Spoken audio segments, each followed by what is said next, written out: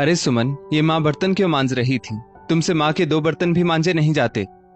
दिनेश ने अपनी पत्नी सुमन से गुस्से में कहा। अरे अरे, मैंने नहीं कहा माँ को अपने कप प्लेट धोने के लिए। अभी वो चाय पीकर उठी थी तो हाथों हाथ धो लिए होंगे। मैं कपड़ों की तह लगा रही थी। 2 दिन से बर्तन धोने वाली कमला भी नहीं आ रही है। माँ जी स्वस्थ हैं तो भी मैं उनसे कोई भारी काम नहीं करवाती। बैठे बैठे धनिया मेथी बीन देती है। सुमन ने अपना पक्ष रखा। पर मैं ऑफिस से आया तो माँ कह रही थी कि अभी अभी वो बर्तन मांज रही थी, दिनेश ने कहा। सुमन ने बात को आगे बढ़ाना उचित नहीं समझा और वो अपने काम में लग गई। बहू, मेरे लिए रात के खाने में गोभी के पराठे बनाना, सुमन की सास लता जी बोली। पर माँ जी, मैंने आलू के पराठों की तैयारी कर ली है। गोभी के पराठे कल या परसों बना दूंगी, सुमन ने सहज लहजे में कहा।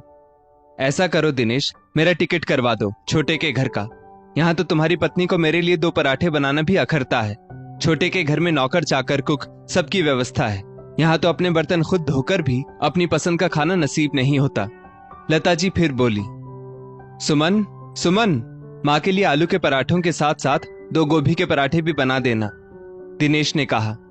पर आलू के पराठों की तैयारी हो चुकी है, गोभी के पराठे बनाने में वक्त लगेगा। कल डॉली का एग्जाम है, मुझे उसकी भी तैयारी करवानी है। अभी पराठों के साथ के लिए चटनी बनानी भी बाकी है। मुझे बच्चों के स्कूल टिफिन की तैयारी भी रात को ही करनी होती है। रात के बर्तन भी धोने होंगे। मैंने कहा ना, मैं कल गोभी के पराठे बना दूंगी, सुमन ने सफाई देते हुए कहा। मैंने कहा अभी के अभी माँ के लिए उनकी पसंद का खाना बनाओ, दिनेश गुस्से से चिल्लाया।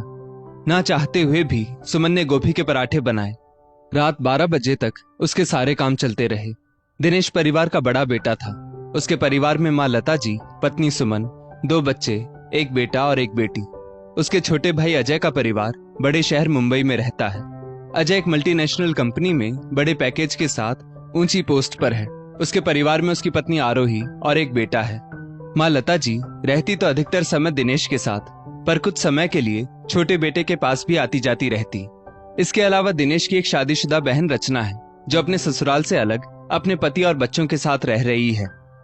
दिनेश के माता पिता गांव में रहते थे। दोनों बेटे नौकरी के चलते अलग अलग शहर में रहते थे। पिता के देहांत के बाद दिनेश माँ को अपने साथ ले आया। बुलाने पर उसकी माँ अपने छोटे बेटे अजय के पास भी जाया करती। जहां दिनेश 35-40 हजार महीना कमाता था, वहीं उसका छोटा भाई अजय 1.5 लाख रुपए वेतन पाता था। उसकी पत्नी को हर सुविधा उपलब्ध थी। अजय का सोचना था कि जब वो अच्छा कमाता है तो उसकी पत्नी को भी हर सुविधा मिले, इसमें क्या हर्ज है। अजय की पत्नी आरोही अपनी सास और ननद के व्यवहार से परिचित थी, इसलिए उसे जितना होता वो उतना ही करती। सास ननद की गैर जरूरी डिमांड को इग्नोर करती। उसका पति उसके साथ था, इसलिए सास की सारी फरमाइशें मनमर्जी वहां नहीं चलती। अजय के घर उसकी माँ लता जी को कायदे से रहना होता। आरोही भी सास ननद को उचित सम्मान देती, उनके खाने पीने रहने की अच्छी व्यवस्था करती, पर एक लिमिट में रहकर। वो अपना और अपने बच्चों की सुविधा का भी पूरा ध्यान रखती। जैसे बच्चों के एग्जाम के समय सास को टीवी का वॉल्यूम कम रखने को कहती। काम वाली के ना आने पर 2 की जगह 1 सब्जी ही बनती। सास से भी मदद लेती, जैसे मटर छील दो, कपड़ों की तह लगा दो। आरोही के बाहर जाने पर शाम की चाय सासुमा को खुद बनाकर पीनी होती। जहां जरूरी होता वहीं सासुमा को साथ ले जाया जाता। पति पत्नी अकेले भी कभी कभी बाहर जाते। इससे आरोही को सासुमा का आना बोझ नहीं लगता, क्योंकि वो अपनी जीवन शैली अपने हिसाब से जीती थी। वो योगा क्लास भी जाती, किटी पार्टी भी जाती, पर सास का सम्मान भी करती, उनका ध्यान भी रखती। दिनेश हमेशा एक जिम्मेदार बेटा व भाई ही बना रहा। अपनी पत्नी और बच्चों के आगे अपने माता पिता, भाई बहन की खुशियों, इच्छाओं को रखता, चाहे वो इच्छाएं गलत व गैर जरूरी ही क्यों ना हो। दिनेश की पत्नी सुमन के ऊपर बहुत से नियम कानून का बोझ था। सुमन का पूरा दिन घर गृहस्थी व सास की ढेरों फरमाइशें पूरी करने में ही बीतता। शादी से पहले सुमन एक स्कूल में जॉब करती थी, पर शादी के बाद उसे जॉब नहीं करने दी गई। सासुमा के आने पर एक बार सुमन ने पति से कहा, मैं जॉब करना चाहती हूँ, आपकी आर्थिक मदद करना चाहती हूँ, हमारे बच्चों का भविष्य सुरक्षित करना चाहती हूँ। अब तो माँ जी भी यहीं हैं, मेरी गैर मौजूदगी में वो बच्चों का ध्यान भी रख सकती हैं। सास लता जी ने तो बच्चों की जिम्मेदारी लेने से साफ साफ मना कर दिया, जबकि वो पूरी तरह से स्वस्थ थी। और दिनेश ने भी कहा कि तुम्हारे काम पर जाने से माँ की सुविधा में खलल पड़ेगा, इसलिए तुम्हारा जॉब करना ठीक नहीं है। घर में सिर्फ बर्तन के लिए घरेलू सहायिका थी, बाकी सब काम और रसोई सुमन को ही संभालनी पड़ती। दिनेश ने शादी की पहली रात ही सुमन से कह दिया था, माँ को कुछ मत कहना, उनकी खुशी का पूरा ध्यान रखना। मेरी बहन बहुत लाडली और नकचड़ी है, उसकी बात का बुरा मत मानना। ऐसा कहकर वो अपनी पत्नी पर प्रेशर बढ़ा रहा था। दिनेश का छोटा भाई अजय पैसे वाला था। वो माँ को विदाई में ढेरों कपड़ों के साथ पैसे भी देता। अजय ने माँ को सम्मान के साथ अपनी पत्नी को अधिकार भी दे रखे थे। अजय अपनी भाभी की स्थिति से भली भांति परिचित था। कैसी हालत कर दी थी उसकी माँ और उसके भाई ने उसकी भाभी सुमन की। वो अपने भाई को समझा समझा कर थक चुका था कि हर रिश्ते की अपनी सीमा होती है। हमें माँ और पत्नी में बैलेंस बनाकर चलना होता है। अगर किसी एक के प्रति झुकाव ज्यादा हो तो दूसरा पक्ष दुखी और नाराज रह सकता है। पर दिनेश की आंखों पर स्वार्थ भरे रिश्ते की पट्टी बंधी थी। वो हमेशा अपनी पत्नी और बच्चों का मन मारता रहा। अरे दिनेश, फोन लगाकर अपनी बहन रचना को मायके बुला ले। गर्मी की छुट्टियों में आई थी बेचारी, पूरे 6 महीने हो गए इस बात को। अभी क्रिसमस की छुट्टियों में बच्चों संग हफ्ता 10 दिन के लिए यहाँ आ जाएगी, लता जी बोली। पर माँ जी, ठंड की छुट्टियों में तो मैं मायके जाना चाह रही थी। इस बार गर्मी की छुट्टियों में भी मैं वहां नहीं जा पाई थी।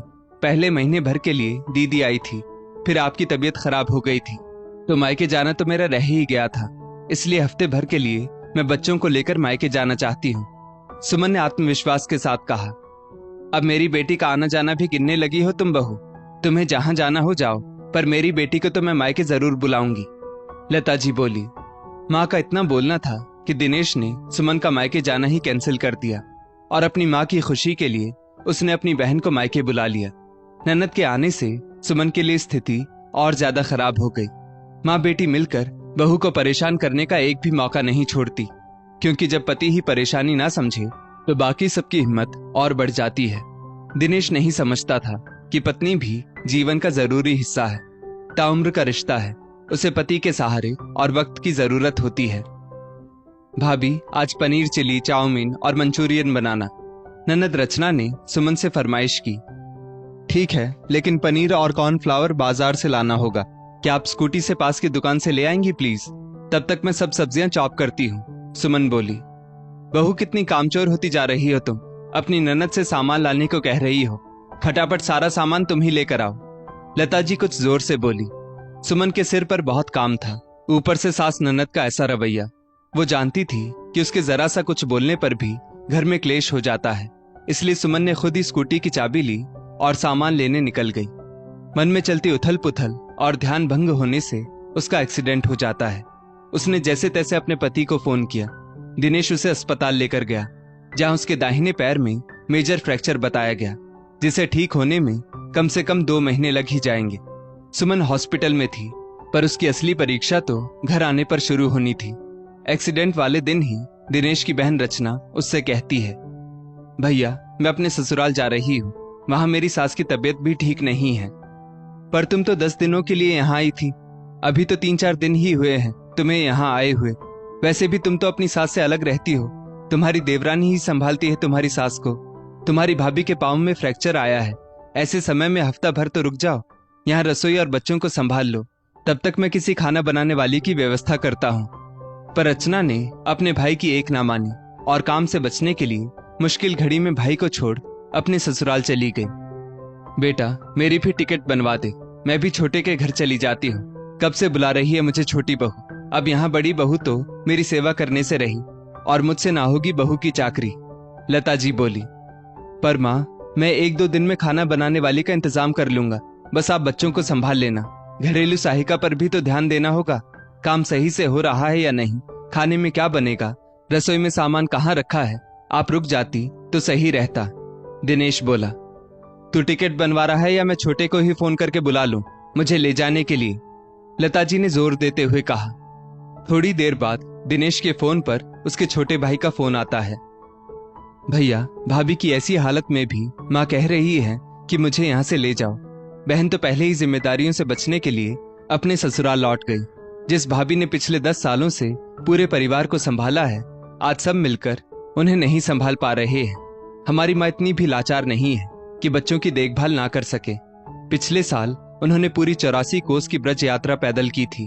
शादी विवाह, गृह प्रवेश, सत्संग सब जगह तो जाती हैं, बाहर का खाना भी बड़े मजे से खाती हैं। आपने आज तक माता पिता भाई बहन को अपने परिवार से ऊपर रखा। आज उनसे आपके ही बच्चों और पत्नी की देखभाल नहीं की जा रही। हमेशा अपनी पत्नी को अपनी हर बात मानने पर आपने मजबूर किया।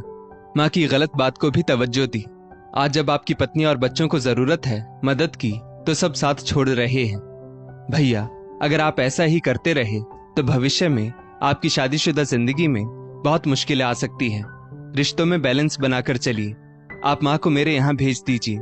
मैंने एक एजेंसी में बात भी कर ली है, वो कल घरेलू सहायिका भेज देंगे।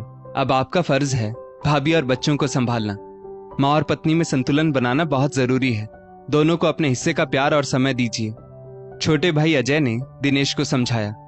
माँ को भाई के यहाँ भेजकर दिनेश वापस सुमन के पास हॉस्पिटल जाता है। बच्चों और घर की व्यवस्था संभालने में पड़ोसियों ने दिनेश की काफी मदद की। सुमन, तुम फिक्र मत करो, मैं सब संभाल लूंगा। मैंने ऑफिस से छुट्टी ले रखी है। कल से घर की सफाई और खाना बनाने के लिए घरेलू सहायिका आ जाएगी। ऐसा बोलकर दिनेश जरूरी दवाइयां लेने चला जाता है। आज पहली बार सुमन को अपने पति की आंखों में उसके प्रति प्यार और सहयोग की भावना दिखी। इस घटना के बाद दिनेश अपनी माँ का आदर सम्मान जरूर करता, पर साथ साथ अपनी पत्नी की भावनाओं को भी आहत करने से बचता। उसे जबरदस्ती किसी बात के लिए मजबूर नहीं करता। दोस्तों, पुरुषों को अच्छे बेटे बनने की कोशिश में एक पति का फर्ज नहीं भूलना चाहिए। दोनों रिश्तों को साथ लेकर जिंदगी में आगे बढ़ना चाहिए।